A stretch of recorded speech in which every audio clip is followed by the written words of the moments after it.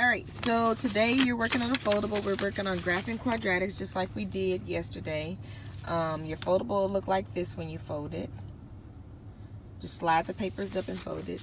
And this is basically just a day 2 review of everything that we did when it comes to graphing quadratic functions and looking at it on a table and everything. So that's kind of what we're going to do. So this time we have the equation y equals x squared.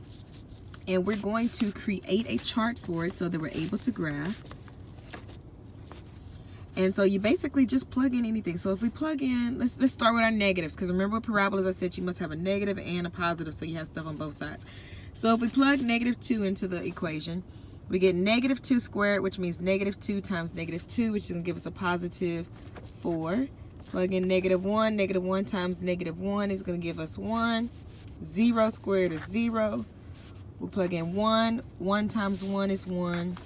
Plug in 2. 2 times 2 is 4. So we have a table. So we're going to come over here to the graph and plot those points 0, 0, 1, 1, -1, 1, the opposite side.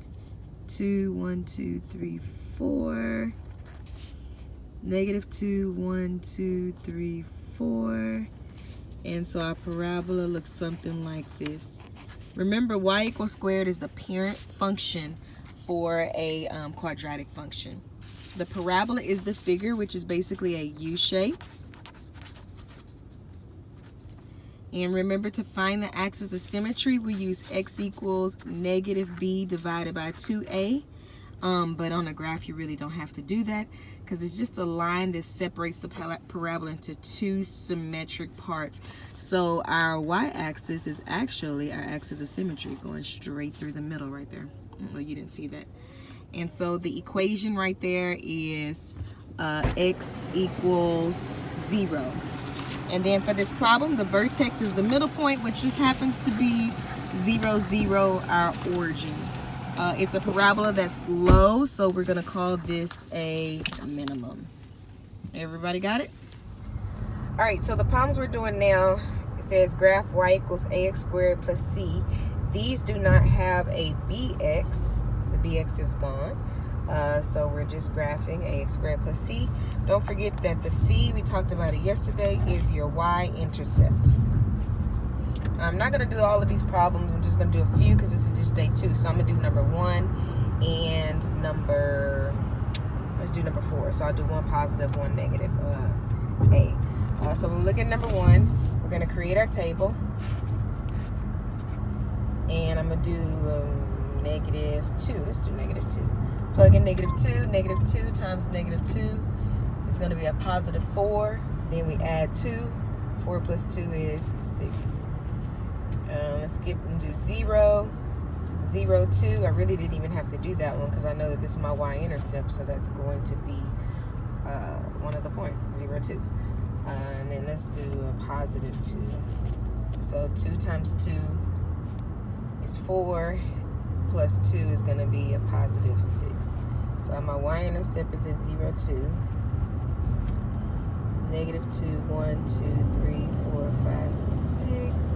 And then a positive 2, 6. And this doesn't have any zeros. It doesn't cross the x-axis. So it looks like that.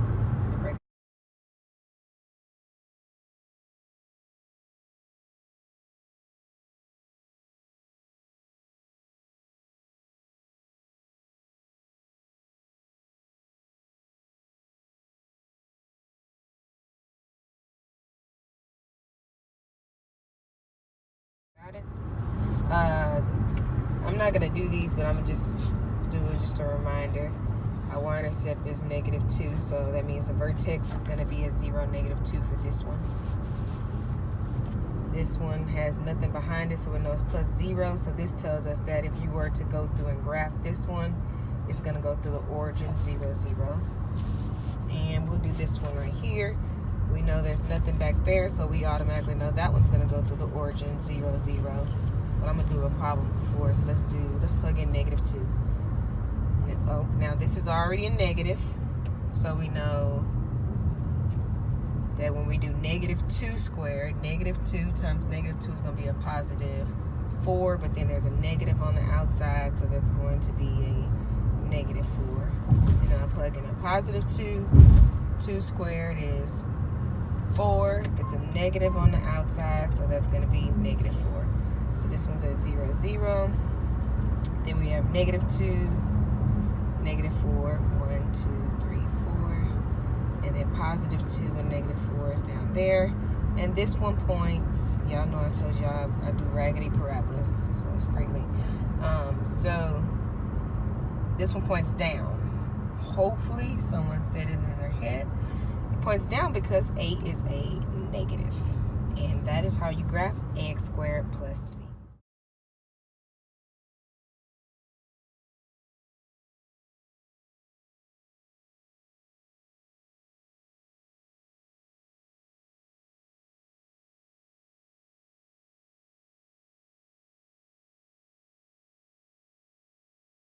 Alright, so now we're going to graph y equals ax squared plus bx plus c. So now we have our middle term. Remember yesterday the steps were to find your axis of symmetry, which the equation is x equals negative b divided by 2a. Step 2 is to find the vertex. We find the vertex by substituting the x back into the original equation so that you can find your y. And then you make a table so you could choose at least 2 points to the left or the right of the axis of symmetry so that you can be able to graph. Everybody got that?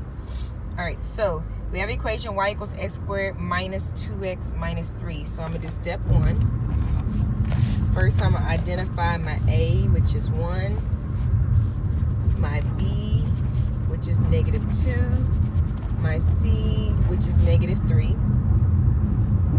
And we're going to plug it into the problem. So we get x equals negative b.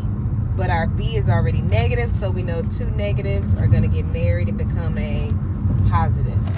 Divided by 2 times a, which is 1. So that gives us 2 over 2. So our x is equal to 1. So we know in our vertex the x value is going to be 1. Now we can substitute 1 back into the problem. Since we know x is equal to 1, step 2, we're going to have 1 squared. So we're plugging it back into the original equation. I put plus, but that's minus 2x. So we have negative 2 times 1 minus 3. And so 1 squared is 1. Negative 2 times 1 is negative 2 minus 3. 1 minus 2 minus 3, our y is going to be equal to negative 4. And so that tells us that our vertex is positive 1 comma negative 4. So we can put that point on our graph, positive 1, negative 1, negative 2, negative 3, negative 4. And now we just need some points on the left and on the right of that. And so you can create a table.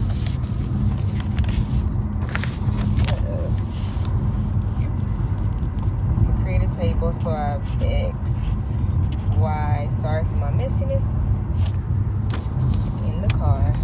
Oops.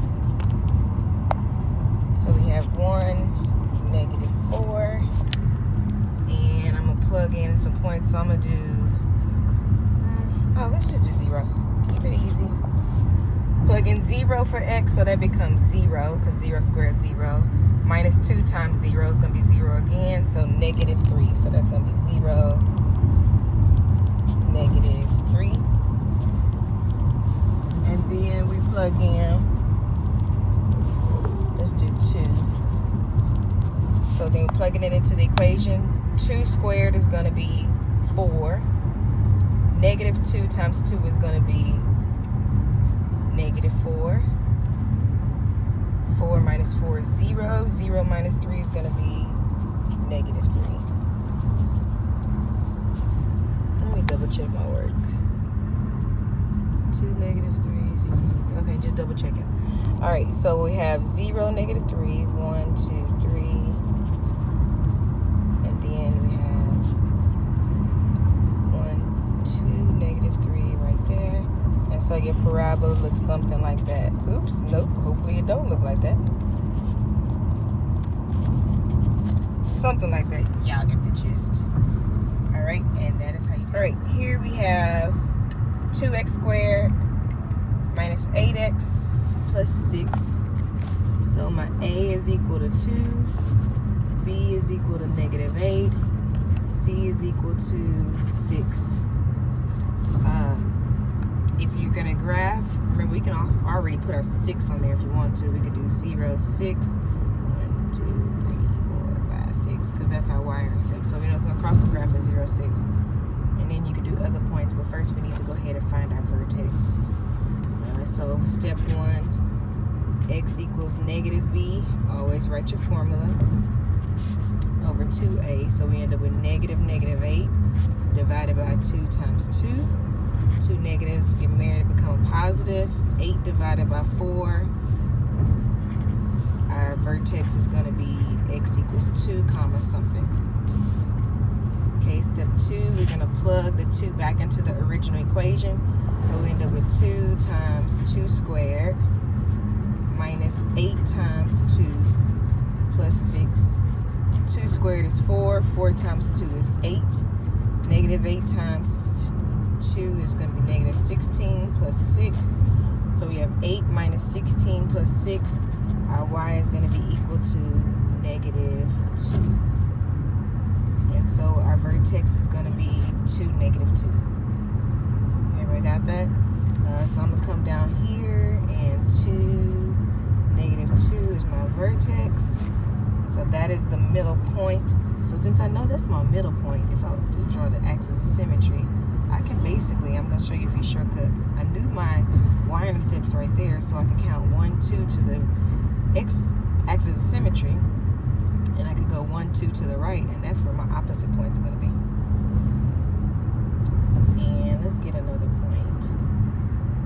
Let's create a table. So I know I have 0, 6, because that was my y-intercept. I know I have my axis of symmetry, which is 2, negative 2. So let's get one more point on this side. Let's plug in 3. I'll just do a 3. So then that gives me 3 times 3, 3 squared, is going to be 9 times 2 is 18. And then negative 8 times 3 is 24, negative 24. And then we add 6 to that. And that's going to give us 0. So we have 3 zeros. So I'm going to plot that point. 1, 2, 3, 0. So that's 1 to the right of my axis of symmetry. So I'm going to go 1 to the left. And that's what my graph looks like. Everybody got it? Not going to do number 3 because it just comes redundant. You're just doing the same steps over and over again. But you can graph it if you choose to, just for more practice.